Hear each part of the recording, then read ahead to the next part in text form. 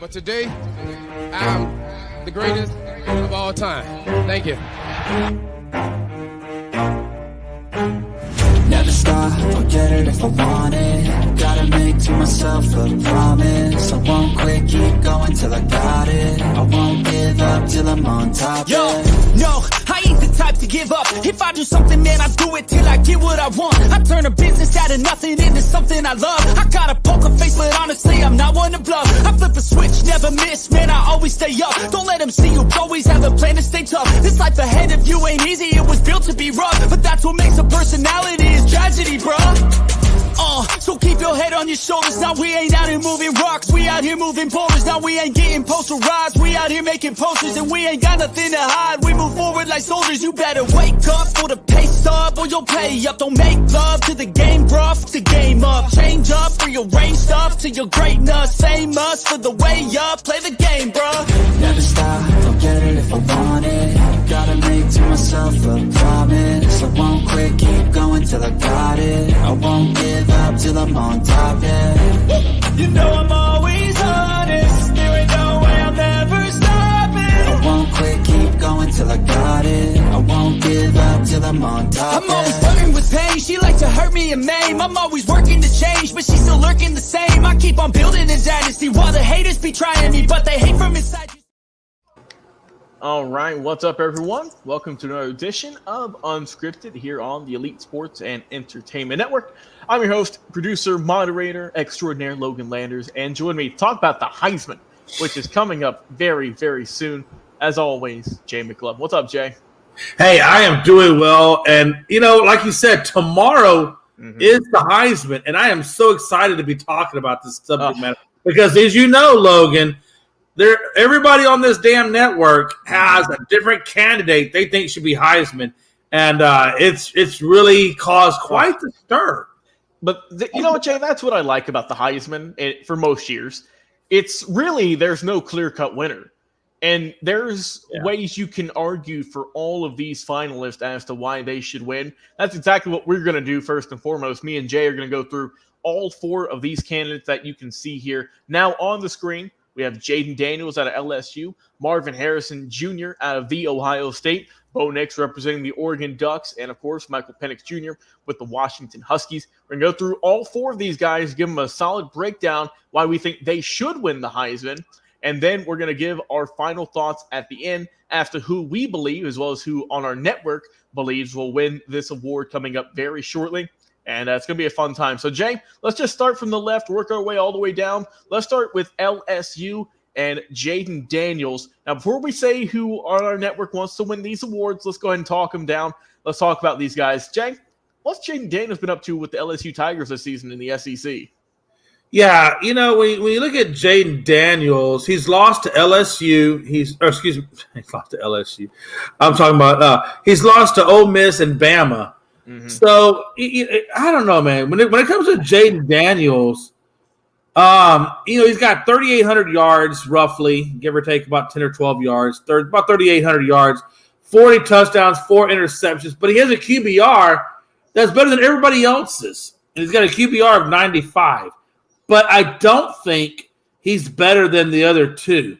I just feel like his strength of schedule, where his team has landed, how he played in against that strength of schedule really does say a lot for Jaden. Now, again, 40-4 is nothing to sneeze at. No. But that 95 QBR is nothing to sneeze at. But I just think the other guys in Nix and Penix and what they've done with their teams and how they performed with their teams and the competition level at which they played with those teams. Now, if Jaden Daniels won the SEC or something like that, then okay. We put Jaden Daniels up in there. And let's not get it confused. If we're talking about where they go in the draft, that's a different subject matter. But we're talking about the Heisman, which is a completely different set of rules, a completely different set of standards, a completely different set of qualifications and stuff like that. So when you look at it from that perspective, Jaden Daniels just does not deserve the Heisman compared to what the other three have done. All right, well said. My case, Jay, for Jaden Daniels, looking at him, I mean, if you look at him as a whole, this is his 5th year, obviously. That's kind of a trend we see. with a lot of these guys here. I mean, he was just kind of okay, right? Well, nothing to really write home around. But this year, he just kind of kicked it into a new gear. He has looked tremendous. Obviously, the main stats there, 40 touchdowns, 4 INTs, which is, absolutely phenomenal. And, I mean, he's looked really good against a lot of solid teams, right? And I get, the thing that always gets for the Heisman is going to be is how did you do against teams? And, obviously, did you get the win? And there's a lot of factors. And, with Jaden Daniels, I'm not saying LSU had a bad year by any means necessary.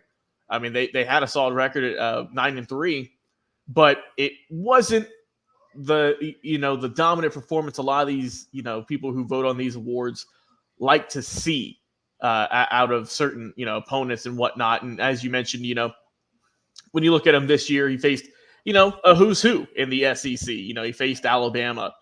He threw for a lot of yards. I would say he struggled, Jay, a little bit against Alabama. Only 219 for him. He did get 2 touchdowns, though, but not the kind of, dominating performance you like to see. They lost that one 42-28. But he did do great against, some teams like Florida, who, is a decent team. I'm not saying they're great. And then, he can also get it done with his legs as well. Ran for a good bit of touchdowns. But, I mean, he's a solid player. There's no bones about that. I mean, he's put up good numbers against Missouri. They lost that game, though, Jay. I think that one might have hurt him. Is because, I mean, that's the game, Jay. He threw for 400-plus yards, but they lost. So I like Jaden Daniels, man. I think he's a solid quarterback. There's a reason. I mean, all these guys deserve to be up on here for the Heisman. I like Jaden Daniels, though. I just don't know if he's done quite enough. I'm saying not himself. He's put up great numbers. But when you look at who he's played, how he's played against them, and then ultimately the end result, which it does matter. I think should matter. I just don't know if he'll have enough to get it quite done. Now, let's move on, Jay. Let's go to the only guy on this panel here that is not a quarterback. And he's going to try and do something that Devontae Smith did years ago, and that's trying to win the Heisman Trophy as a wide receiver. And that is a guy who had a lot of pressure on him, really, since he started playing football at a high level, and that is Marvin Harrison Jr. Jay, talk about this young man out of the Ohio State. Yeah, this is actually a guy that I would have ranked above Jaden Daniels for the Heisman. And the reason why I tell you that is a couple of reasons. Number one, when we talk about the Heisman, one of the things we look at is what does he mean to his team? When a Heisman candidate means to his team, he should be somebody that is that guy. Like if you didn't have that guy, there's no way a snake's chance in hell. You got a chance at the national championship. And Harrison Jr. is that guy. It's not McCarthy on Ohio. It's not McCarthy. That's for damn sure. It's all about Harrison Jr. Because let's be honest with you, Ohio is ranked number 7. And the only reason they're ranked number 7 is they lost by 1 possession to Michigan. Yeah. But when you look at that, what did he do against Michigan? He gave you 5 catches for 118 yards at 23.6 yards per catch and a touchdown. So just put that in perspective about what he meant against a team that is considered to be number 1 in the CFP rankings. Just put that in perspective, number 1. Number 2, Harrison Jr. has 67 catches on the season for 1,211 yards at 14 touchdowns and 18.1 yards per catch. Now, he beat Michigan, or he played against Michigan at 23, and his season was at 18. That alone tells you how much Marvin Harrison Jr. meant to the Ohio State Buckeyes and where their success actually went. And if you don't think that that's better than Jaden Daniels and what he meant for LSU, come on now. Because they beat Penn State. They beat everybody else there in the SEC or in the Big Ten. So come on now. For me, when I look at Marvin Harrison Jr., I mean, honestly, Jay, if you look at his stats from this year compared to last year, I mean, they're pretty much copy and paste, right? I mean, there's not a whole lot of differential. And that's a testament to how good he is. And also, Jay, I think a lot of people don't talk about this because it did just happen. The starting quarterback for Ohio State is now the transfer portal. So, I mean, that lets you know that he was playing with a guy who I guess, you could say isn't up to the skill level of that program, who is deciding that he wants to go somewhere else, wherever that may be, whether it's an SEC school, we don't know yet, or lower ranked school, we don't know. But his starting quarterback ain't at school anymore. And when you look at what Marvin Harrison Jr. did this year, Jay, he put up huge numbers, as you just mentioned. The one against Michigan, that was one of his best games of the year. 5 grabs, 118, and obviously, in a huge game. Unable to get the win, though. But let's look at some of the other big opponents he's played, right? Because Ohio State, they didn't really have a super tough schedule, only played 3 teams ranked in the top 25, and that was Penn State. Let's look at that game, Jay. Penn State. Coming into that ball game, Penn State, some people thought that they were going to win that game. Right. And what did Marvin Harrison Jr. do, Jay? 11 grabs, season high. For another season high, 162 yards, he got a touchdown. I mean, he's the reason they won that game against a very tough Penn State team. And the other ranked team they played was Notre Dame, 17-14, close game in that one. Didn't really have a big impact, only 3 catches for 32. That's a credit to Notre Dame kind of shutting him down that year, or for that game. But looking at his stats, Jay, against AP top 25 ranked opponents, 19 catches on the year, 312 yards, 2 touchdowns. But what you got to look at, though, is his average per catch, which you said is already phenomenal. And his average per catch against the best teams ranked this season was 16.4. Marvin Harrison Jr., there's no question about it, is the best receiver in college football. And whenever he does decide to go to the draft, he'll be the best receiver in the draft. I mean, over 1,000 yards again, 15 touchdowns, 67 catches, 18.1 yards per catch. I mean, dude is an absolute monster. And, I love his game. I think he's going to be a game changer in the NFL for whoever drafts him. I just can't give him the Heisman vote this season. Like I said, copy-paste pretty much from last year. Credit to him, but we have some outstanding quarterback play in this competition field. Go ahead. The only question I have, and I agree with what you're saying, I don't think he's going to get the Heisman. But, when we think about it, the question that I have, and the question I think that everybody has, is if Devontae Smith won the Heisman when he won it at the height at which he had, which we all know Devontae Smith is an extremely small guy. Right. He's not a big guy. He's under 6 foot.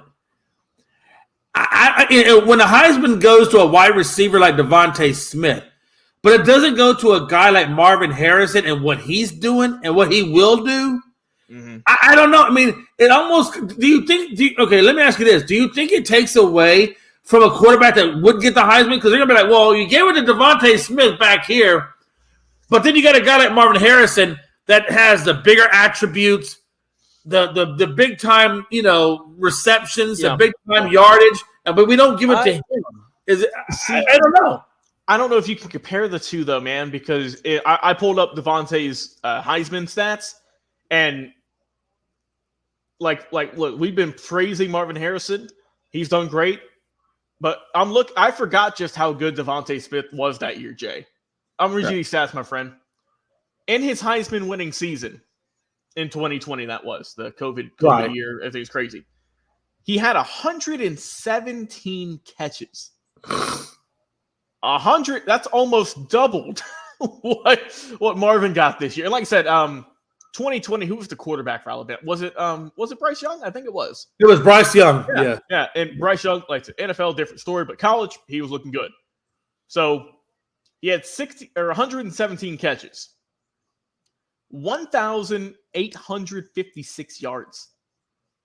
Is unworldly. But the thing that always gets VJ, he had 23 touchdowns.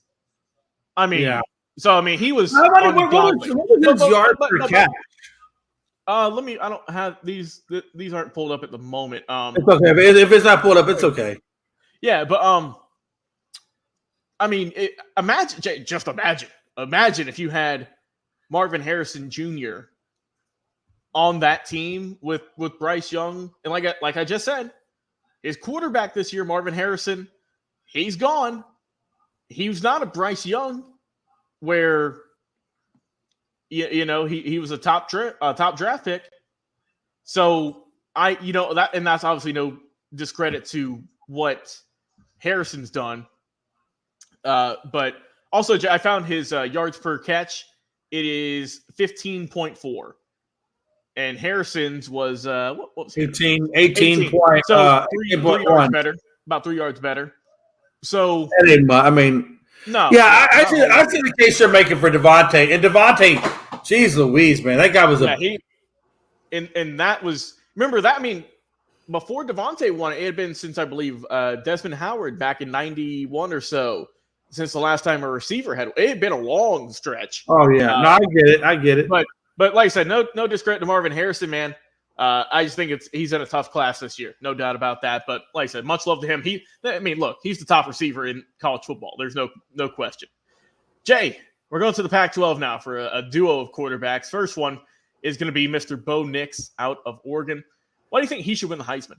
Why do you think he has a running and why he's here?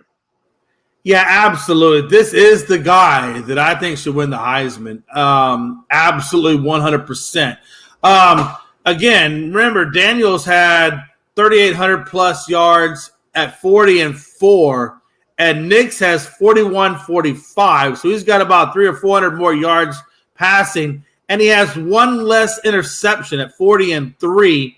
Now, his QBR is a little bit less than Daniels at 91, but I think I'll take the one less interception and 4 points less on the QBR, to be honest with you. Well, I know he's throwing for 300-plus yards more. So for those reasons, and again, like I said, Harrison lost to some big-time guys, and Nix lost to, Washington, which we all know Washington is ranked number 2. And he didn't lose by much, those guys. There were close games. Honestly, was one-possession games that, could have gone either way. So when you got one-possession games against the number 2 team in the country, I can overlook a lot of things because, he's beaten Utah, USC, and everybody else. So for those reasons, because of strength of schedule and what he did against the tougher opponents, I got Nix getting the Heisman. Okay. Bo Nix is a guy, Jay, who before he came to Washington, or excuse me, to Oregon, a lot of people thought his career was done for. Just because at Auburn, he couldn't really get it clicking. And it's not like he had horrible stats, but it wasn't the height and it wasn't to the amount that we're seeing with how he's done with Oregon in these past 2 seasons and specifically this year. Over 4,000 yards is obviously impressive. 40 touchdowns is tremendous. 3 INTs. And a good thing, too, Jay, 77% completion percentage, which is ungodly. That's Madden numbers right there.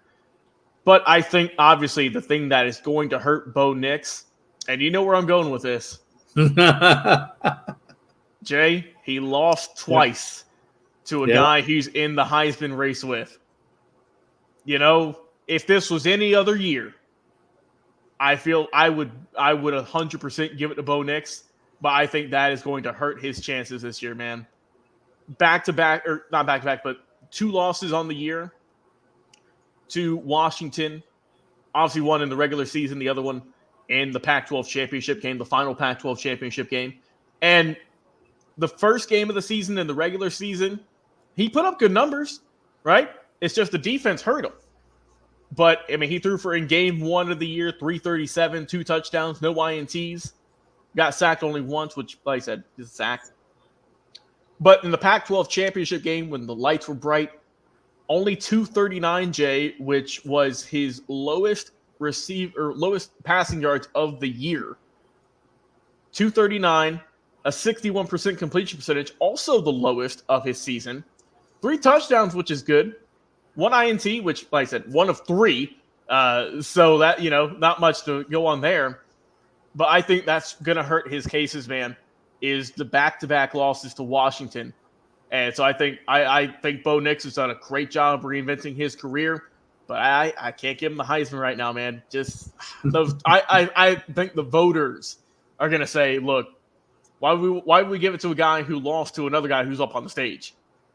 And with that being said, Jay, our final Heisman candidate, Michael Penix Jr.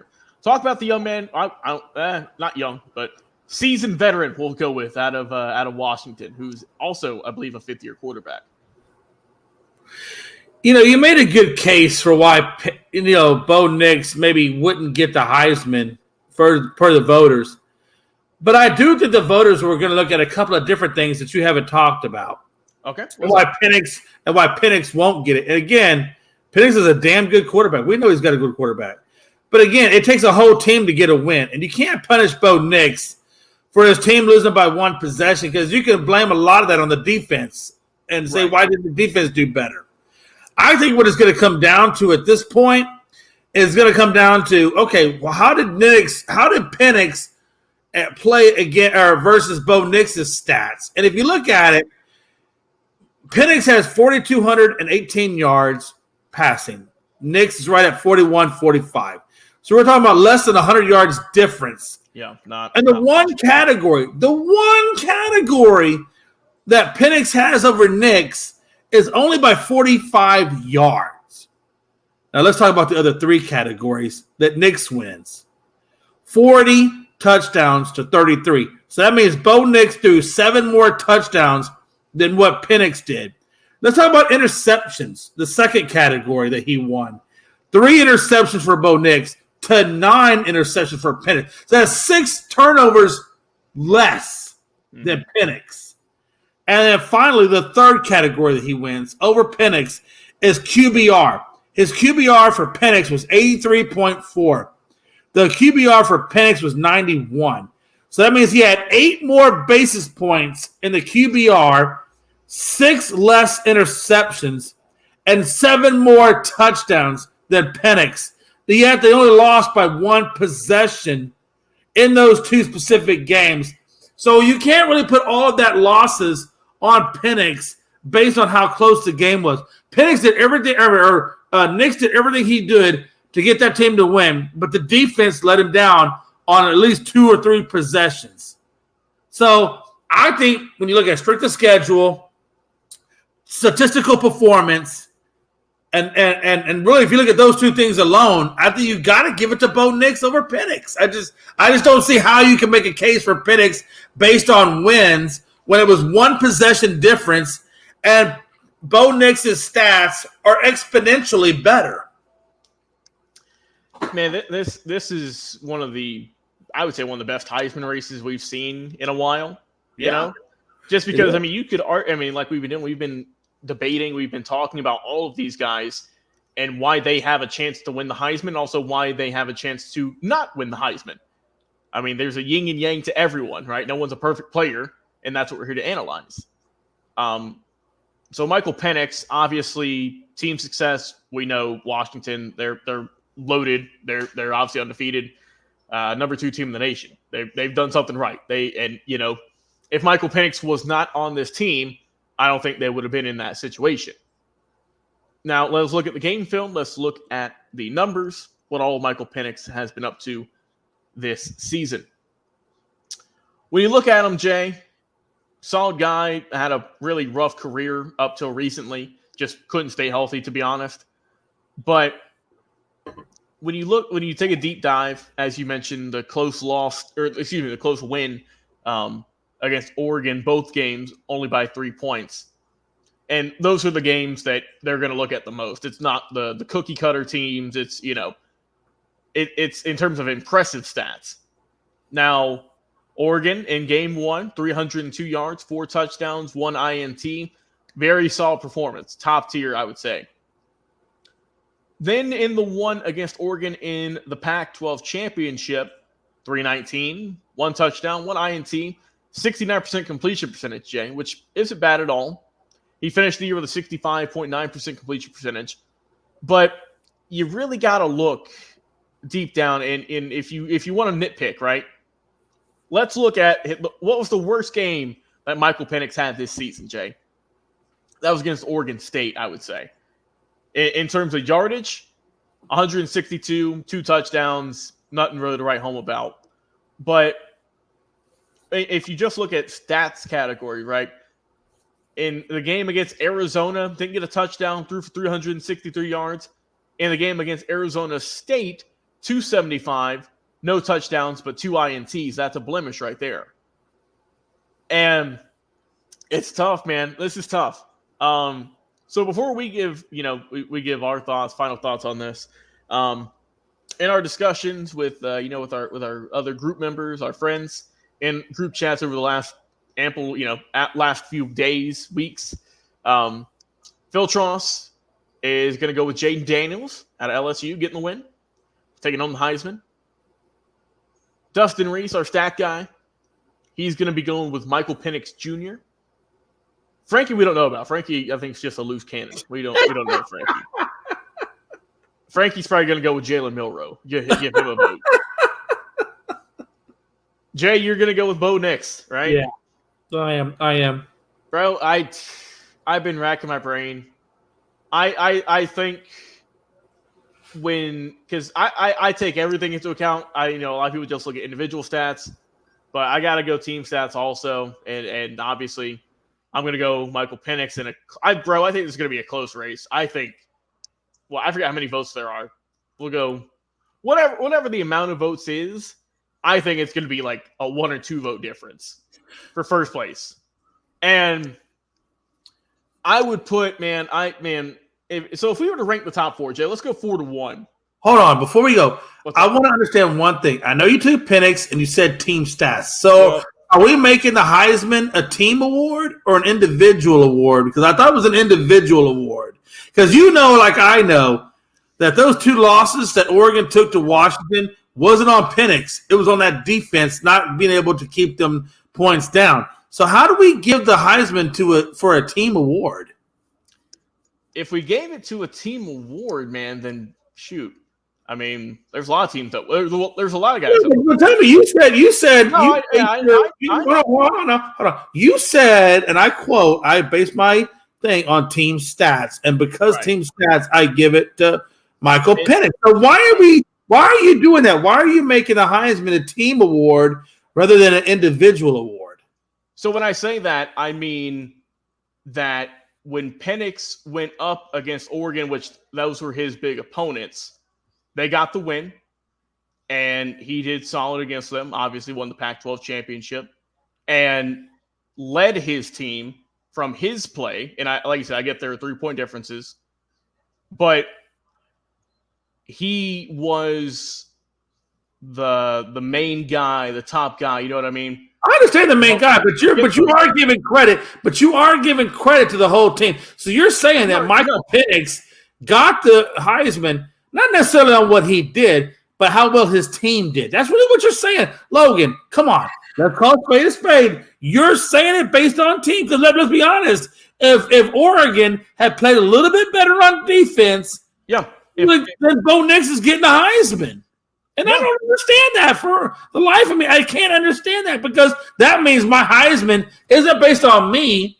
It's based on all of us. Because if all of us doesn't do their job, but I do my job, I can't get the Heisman. And I just think that's complete total crap.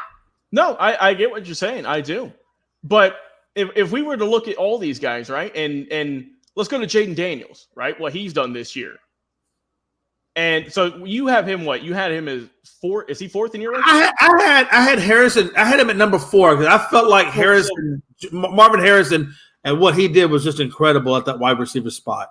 So what made you put Harrison above Daniels? I put Harrison above Daniels because I felt like he, not Mike McCarthy, but I felt like he was the guy that got Ohio where Ohio is. I don't feel like Mike McCarthy got them there. I think Marvin Harrison and his catching and his abilities because I think without Marvin Harrison, I don't think that McCarthy gets them to at least the number 7 spot, if not the number 2 spot, before they lost it all to Michigan. All right. Hey, well said, man. Well, hey, we're coming up on 30 minutes, man. We've been going. That's what happens whenever we get locked up in this stuff, man. We've just been rolling.